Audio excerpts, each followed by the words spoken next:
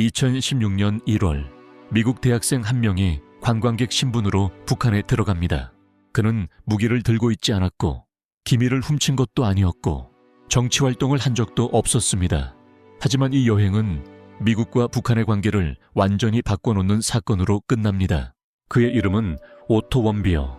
당시 나이 21세였습니다. 오토 원비어는 중국을 경유해 북한에 입국한 단체 관광객이었습니다. 일정은 평범했습니다. 평양 시내 관광, 기념비 방문, 호텔 숙박.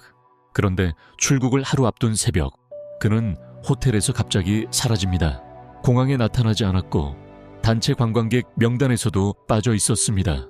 북한은 며칠 뒤 그가 체제 선전물을 훔치려다 체포됐다고 발표합니다. 문제는 그 이후부터입니다. 이 사실은 곧 미국 정부에도 전달됩니다. 하지만 이 시점에서 미국은 거의 아무 말도 하지 않습니다. 국무부는 단 한 줄짜리 입장만 내놓습니다.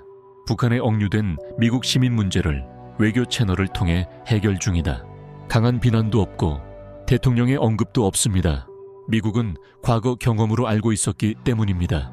북한은 공개 압박을 할수록 석방 가능성이 낮아지는 상대라는 것을.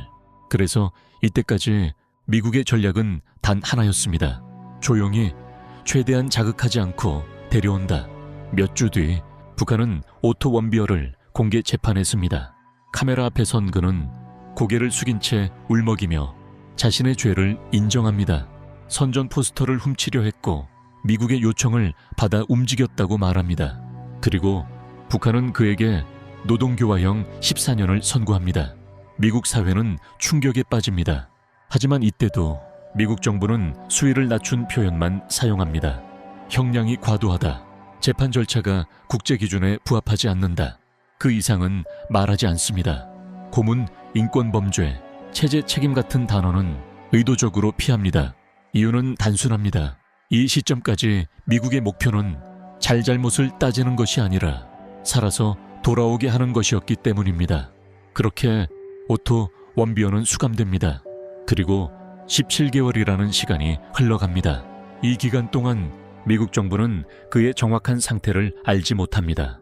의식이 있는지, 치료를 받고 있는지, 심지어 살아있는지조차 북한은 어떤 정보도 제공하지 않습니다.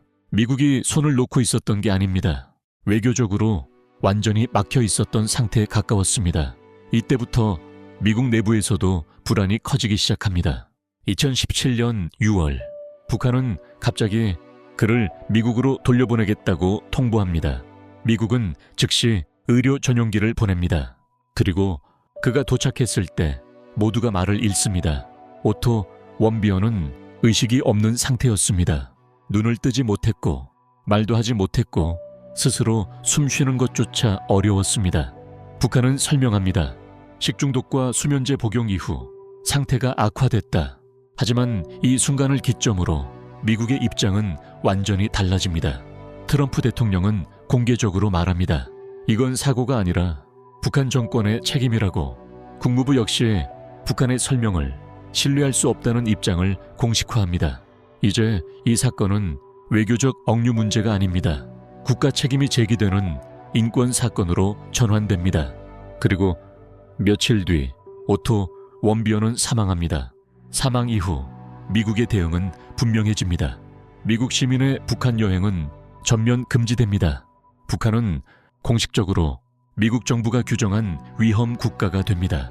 이 사건은 단순한 개인의 비극으로 처리되지 않습니다. 미국 외교사에서 조용한 외교가 실패했을 때 어떤 결과가 오는지를 보여준 사례로 기록됩니다. 오토 원비어 사건은 여전히 많은 질문을 남깁니다. 무엇이 정확히 그에게 일어났는지, 언제부터 의식을 잃었는지, 왜 그 사실이 숨겨졌는지, 그 모든 질문에 대해 공식적인 답은 없습니다. 다만 분명한 건 하나입니다.